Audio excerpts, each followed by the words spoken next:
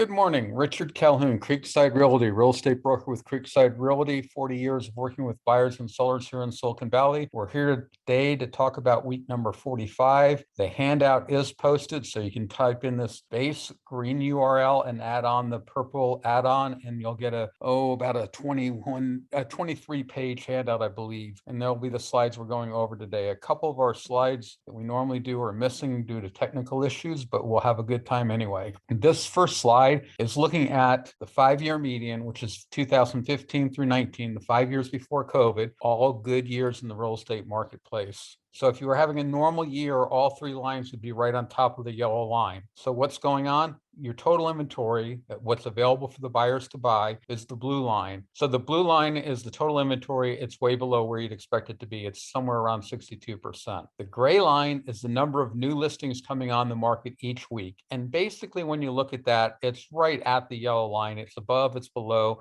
maybe a tad above, but mostly it's right on the yellow line. Recently, it's been slightly above, but that tells you the right number of sellers are coming on the marketplace. So why the shortage of supply? Look at the red line. The red line is the number of new offers that are accepted every week. And that's been running right around 15, 20% above where you'd expect it to be. So if you have 15% more transactions happening and you have the normal number of supply, you end up long-term with a shortage of supply. And that's exactly what happened. We started off the year with a 40% surplus fairly quickly. By week 10, we were down to average. Then basically around week 15, or more like 17, we were down at 80%. And then in the recent weeks, we dropped down to about 60%. So the inventory has been shrinking over time because the demand, buyers, are more of you than there historically has been, and that's eating up the supply. Now we're looking at days unsold inventory. This is the single biggest indicator. It's the supply-demand ratio, the real estate marketplace, basically, and this is the macro market. So it's Santa Clara County, San Mateo County, single-family homes, condos, and townhouses all in a blender. So again, the yellow line is the 5-year median. The blue line is this year's data. The vertical purple line is separating 2020 on the right and from 2021 on the left. There is an extra week in 2020 to get the horizontal separation. So you can see that the DUI is somewhere just under 20 this week, where you normally expect it to be up here around 38 days. So you're half the days of unsold inventory, which means the market's twice as fast. The whole reason this area is shaded is I consider anything below 40 to be a red hot seller's marketplace, between 40 and 80 as a balanced marketplace, and above 80 is where the buyers have the advantage. The interesting point is the market spends very little time in this balanced market area, which is where you'd almost expect it to be. But the only time it's really there is when it's transitioning from either a seller's market to a buyer's market, or from a buyer's market to a seller's marketplace. But right now, we're strongly in a seller's marketplace and have been for quite a long time. This is an interesting graph, in my opinion. It's showing the sale price, list price distribution of every transaction for each of the last 22 weeks. The broad purple line is the current week data. And the most interesting thing about this line is see how it's up at the top here, and then it sort of gets in the middle, and then down here it's sort of towards the bottom end. Basically, it's pivoted a little bit, and it's a steeper line than we've been used to. And that's been happening recently too, because if you go back to last week, and it's hard to really tell the difference. I think the last week is sort of this brown orange line down through here and then down through here. So again, it started off last week and sort of in the middle, and it ended up at the very bottom. The week before is sort of, or 2 weeks back, is sort of this bright orange line, and it was right at the top, and then it was also right at the bottom.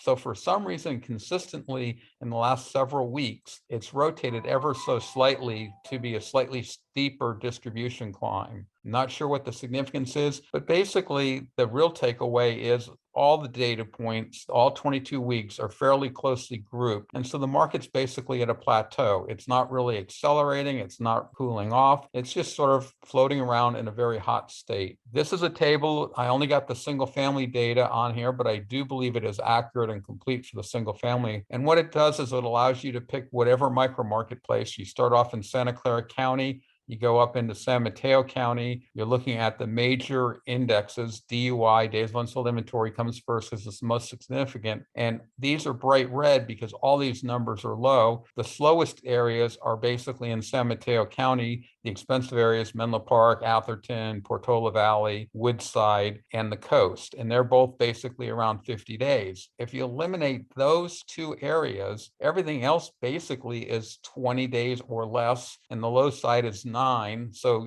they're all between 10 and 20 days. So what that basically means is the vast majority of the homes are going to be sold if they were uniformly distributed between 10 and 20 days. Every property on the market would sell if no new inventory was coming on the marketplace. The next thing we look at takes into consideration the buyers. What are the buyers feeling? And that's the frequency of overbidding. And you can see all these are basically 60 to 80% of the sellers are getting more than their asking price. And actually, I need to up that to about 86% because there's 84.6, 86.7, 86.2. 84, 87. So basically from 60, and 60 is really an outliner. So you could really go from 70% to 85% in the different micro markets is the frequency or how common overbidding is. Then we look at the magnitude of overbidding. And this is the average overbidding. And normally you want to look at the median. But the problem with overbidding is the median would almost always be 100%. And so it really doesn't tell the whole story. So I made the decision to say the average. But you got to remember that now gets skewed because if someone paid 50% over the asking price on one listing, that brings up a whole lot of the other transactions. It brings up the average a lot, but it wouldn't bring up the median at all. That's a long-winded way of saying that a lot of these areas are somewhere around 10% overbidding. That doesn't mean that's the typical overbid. And if you looked at the median overbid, it would only be about 4%. So that says only about the most common amount of overbidding is 4%. And in both cases, whether we're talking average or median, I'm including those transactions that went below. So this is not meant to be a guide of saying, okay, this property is going to go for over asking price. How much over asking price is it going to be? Statistics is meant to give you a measure that you can get some concept of a greater marketplace that you can understand yourself. When you're looking at a particular property, you need to look at what market value is, what psychological price points buyers might migrate to, what psychological price barriers are there. So there's a lot that goes into that. So don't just take my average number, take the list price, multiply it by the average for that micro market area and expect to get the property. Put that out there because I heard that someone was doing that, and that's not the purpose of this information. And the fourth column is the price. The blue here is not hot, cold marketplace, but is above or below the median. So red is above the median, blue is below the median, and you have three prices. The middle one is the one that assigns the color. It's the median for that micro market. The one to the left is the lowest 10 percentile, and the one to the right is the highest 10 percentile. So a consumer could come over here and say, my price range is 1.5. What geographical areas can I afford, and what are the market conditions I'm likely to see in that micro marketplace? That's it for the quick recap. I'll pause, take any questions, and then we'll slow down and do interactive questions. So do I have any questions from anybody? Now what we're doing is diving into the details of the data that we just went over. So the first thing is the number of new listings that are coming on the marketplace. And the yellow line is the 5-year median. So you can see that normally at this time of the year, the number of new listings coming on the marketplace plummets. We're getting towards the end of the year holidays, Thanksgiving, Christmas, Hanukkah, whichever one you celebrate. And sellers real estate's an optional event. So anytime you have a holiday, it negatively impacts the number of transactions. The two exceptions to that on holidays are Mother's Day and Valentine's Day. And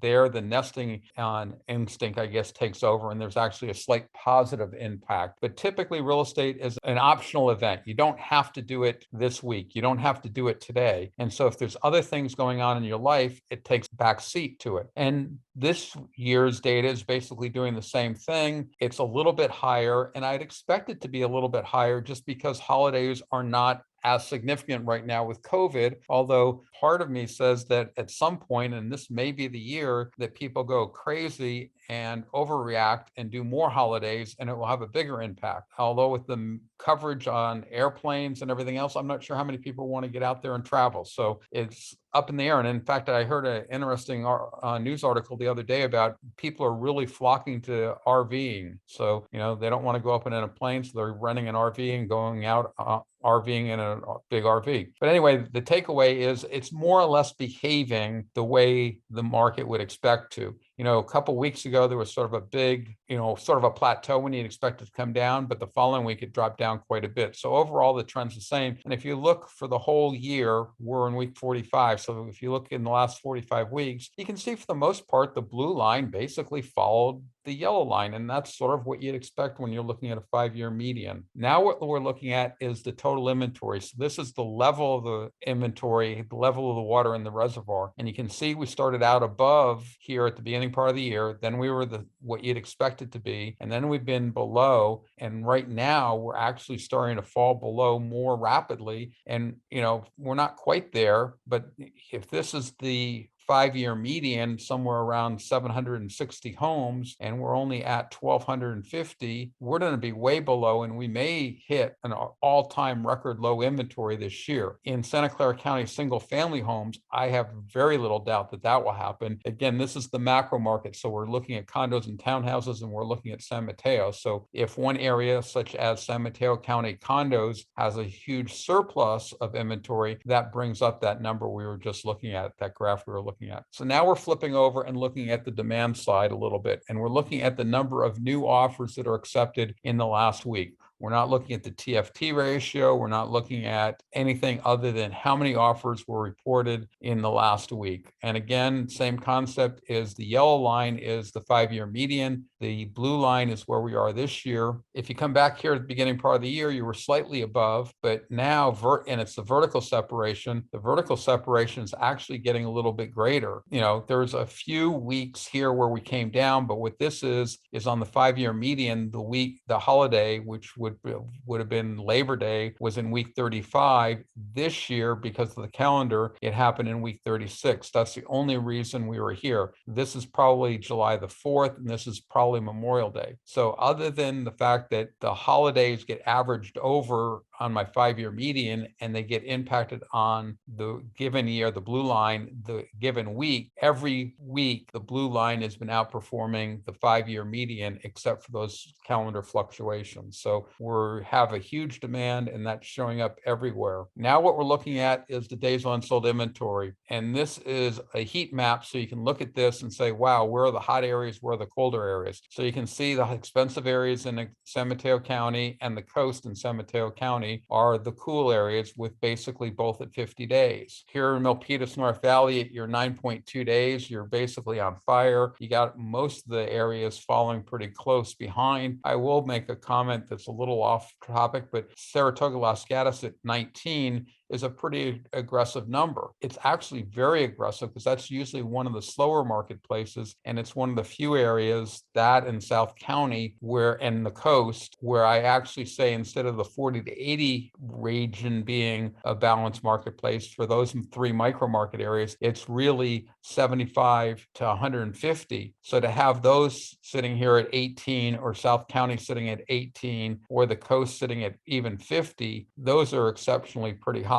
Now, the one exception, again, is the expensive areas. They normally move pretty rapidly. So the fact that it's at 51 really says that there isn't the demand for the expensive homes in San Mateo County that there historically has been. Now we're looking at the frequency of overbidding. This is a historical look over the last 45 weeks. And basically, you can see we rapidly came up. We hit 75% in week number 9, it looks like. And then we bounced between 75 and 80% pretty much the whole time. Right now, we're down around 75%. Next week, we may go back up. I expect this to taper off a little bit just because activity drops down. But frankly, with the limited inventory, it may not drop down this year. It may just stay there. And here is the distribution, the heat map. And you can see, again, the affordable areas, Milpitas, North Valley, Santa Teresa, at basically 87% of the sellers getting more than their asking price. And that, other than the San Mateo County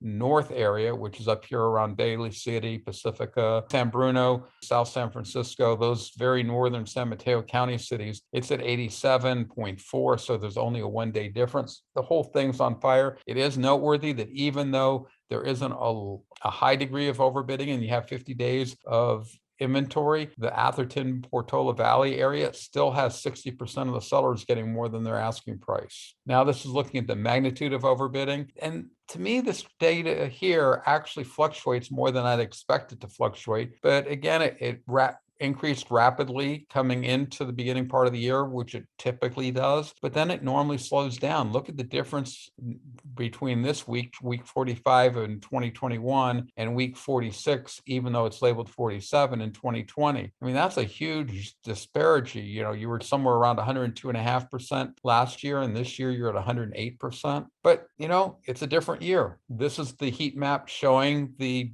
magnitude of overbidding in each of the different cities. And one of the things, if you start comparing these, is, and we'll get to the table and be able to see it, they're not all lockstep and barrel. In other words, just because the DUI is lower in a different area doesn't mean the magnitude and frequency of overbidding is going to be higher. It's just that, they go in the same direction typically, but they're not direct links. They're sort of more connected by slinkies. Think of them about blocks of wood with a slinky or a spring connecting them. So there's a little give and take. And we looked at this slide at the beginning. It's the 22 weeks. We've talked about the steepness. The reason I bring it up is here is the last 12 weeks. And here you can start seeing a little bit clearer the purple line, and you can see how it now dropped down. And right here, it looks like about the third line from the bottom. So here it's the highest, then it's the third line from the bottom. Then it's, here you really can't tell because you're at 100%. And here it's sort of in the middle. But in the general, as I've been saying, this line's been rotated a little bit more vertical than you saw historically. But again, if we're going back to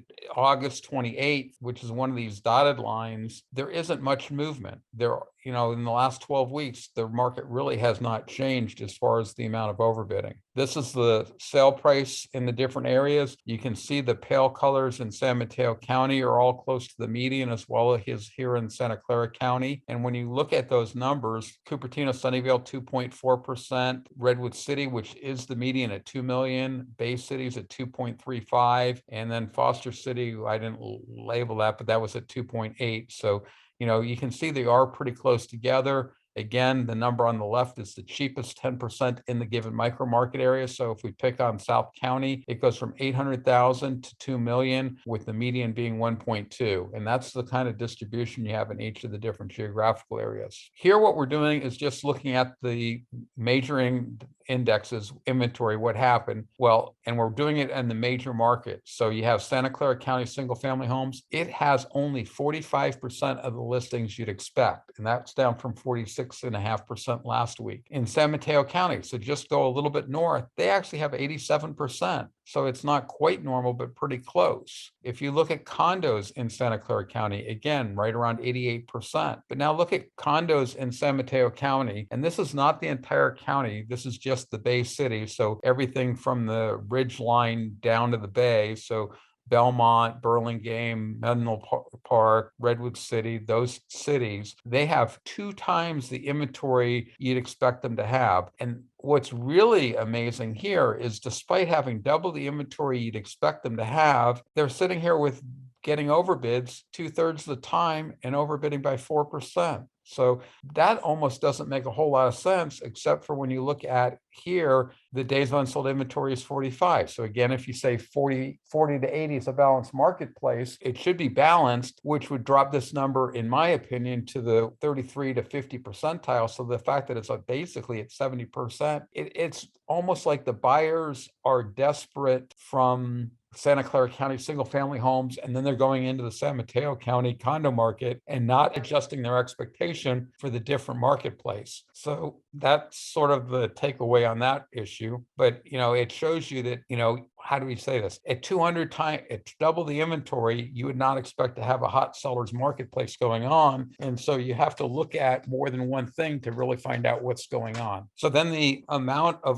frequency of overbidding, you can see in Santa Clara County, it's right around 80%. San Mateo County is basically unchanged at 80%. And, to me, that's interesting. These sets of numbers, 79.8, 79.1, which is this week, they're essentially identical, but your inventory is significantly different. I would not expect this mirroring. And then even with the magnitude of overbidding, they're essentially the same. What does it tell me? I actually think it says that homes in San Mateo County are slightly more expensive than in Santa Clara County. People that are buying in San Mateo County over Santa Clara County are not maybe as on a tight budget. Maybe they're have a little bit more freedom. So they're willing to pay a little bit more to ensure that they get the house. Where in Santa Clara County, a buyer may want to pay more, but can't in order to get the loan. And so I think that sort of explains why with less inventory, a slightly higher DUI, you're having the same amount of overbidding. And no reason to go into the details in the condos, but it's basically the same thing. In the condo market, you can see both the frequency and the magnitude is down over single family homes, but that's because the DUI and the inventory is up over that. On peak appreciation, I had an issue and wasn't able to get the numbers for this week's appreciation, but I should have left last week's in. I did get Santa Clara County single family home. I do believe that's representative of what's happening, which is basically the market peaked in these different dates earlier. So the first one to peak was Santa Clara County single family homes. The week of June 29th, it peaked at basically 25% over 2020 numbers. And so now you're only at 17%. So the median price has actually dropped 8%. Yes, I do think values on specific homes has come down. It may be more or less than 8% depending on the micro market area, but that doesn't mean you don't have a very aggressive marketplace. It's sort of like the marketplace was so aggressive in the May timeframe that closed during the month of June and July that buyers were going crazy. They're not going as crazy as much, resulting in slightly lower sale prices. Did the market actually correct and go down? It depends on how you look at it. If you're an absolutist, probably. The way I look at it is the market tends to do a step function increase. Consumers and everybody thinks it's rapidly increasing. So once you get past about April, mid-April, it tends to overshoot where the market actually is. And then by the time you get into July, the market realizes it overshot and prices come down. So you lose the amount of the overshoot. But is that the market really declining, or is that just getting rid of the overshoot? I prefer to say it's just getting rid of the overshoot, but whatever you call it, prices are slightly lower now than they were earlier. And here is the different micro market areas of single family homes only. The yellow highlight is where the peak pricing occurred. And we do have Foster Cities that is now at the peak price. And if you look at that, just 4 weeks ago, it was only a 12% appreciation. Then it was at 23%, then at 38%, and now at 43%. And you might go, that's just insane. What you need to realize is Foster City, Redwood Shores has very few number of units in the single family. There's a fair number of townhouses in Redwood Shores. In fact, Redwood Shores is almost all townhouses. Foster City, on the other hand, is mostly single family homes, but the number is so small that this only reflects a few different homes. I should look up and bring what that number is. So, you do get more fluctuation. You go from 7% to 15, so it's just there for completeness, not for necessarily market trends. This we went over once before. I just brought it up for a recap. And again, I don't have the condo data, so you can pick the price range you're in, and you can see what kind of market conditions you're going to experience. And here in South County, as an example, the DUI is pretty deep red at 17 days. The frequency of overbidding is pretty red at 70, but the magnitude of overbidding is actually fairly pale pink at 104. Compare that to something like Cupertino, where your DUI is 11 days, your frequency of overbidding is 86, and your magnitude of overbidding is 114%. So all three there are deep red. And that's what I mean by they're not always in sync. Another example is the coast. Here in DUI, they're basically no color, neutral marketplace, but yet the frequency and the magnitude of overbidding is a fairly solid red color. Here are going to be two tables that are very similar. The difference is this is comparing November data. And clearly I can't have all of November data considering that we're only on November the 13th. So for November 2021, what I do is I take the data from midnight last night, the 12th, and go back 35 days. So there is some data for October, but what it does allow you to do, and especially starting next week, compare to where you are. So sales at 32, and you look at that, and that's like, wow, you got to come all the way back to 2011 to have more sales than we're having right now. It's going to decrease some. Will it decrease much? Would it get down to 29? Hard to tell. That might be about the range we get, 29, 28, something like that. But this number will decrease the number of sales as we get further into November. So again, lets you look forward a little bit. You can compare the number in the last 5 weeks to what it would be in November. And this is the similar data, but now we're looking at October. So we're comparing apples to apples. So here you can look at sales and say we were at 32. Last year, you were at 34. So you actually had more sales last year than you did this year for the month of October. So it's a direct apples and apples comparisons. But what's interesting, you come down to the number of closings, and you had more closings in 2021 than you did in 2020. And that's it. So I will answer any questions. And I don't think I went over this at the beginning. The green is what I call the root URL, and that's what you do to get to the archive on YouTube. If you put in 2021, you get to the live broadcast at 9 o'clock Saturday morning. If you add in the specific year, month, day code, you'll go to the YouTube channel, that specific episode. And if you put in the word handout and today's date, you'll get today's handout, and it is posted. And I will also say that I have not made it last week's posting online, and I don't even think I made last week's handout, but I do try to get the handout out. So if you don't see a video, you can get the handout most weeks. With that, I'll see if anyone's got any questions for me. Nope. Yeah, no, I don't have any. Well, thank you for joining me, Lola. Have Sure. a great week. Yeah, you too.